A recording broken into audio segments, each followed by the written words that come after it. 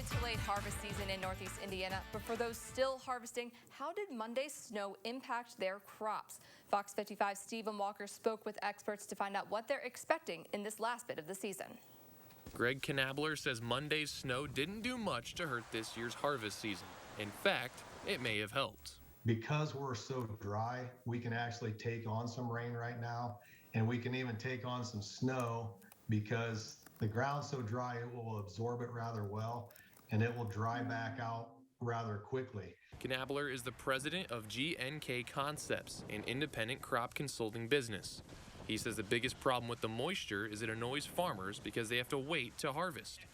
Hilger Family Farms owner Joe Hilger hopes he doesn't have to wait too long. Moisture, if we get too much rain, then you can't get out on the field to harvest them. So that's a little worry right now too.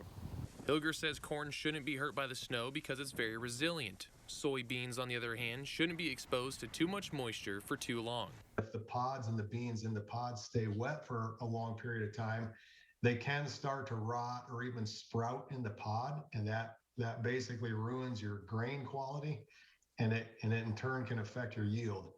But it takes pretty severe weather for that. Knabler says farmers prepare for October snow and are able to handle it. Hilger says he's expecting a good harvest despite the weather. Now, he says it's a waiting game. It's just a matter of waiting the right time, and you might lose some yield, and you don't want to do that. You get shatter, and you don't want to do that, but just a matter of waiting. It'll happen. In Fort Wayne, Stephen Walker, Fox 55 News.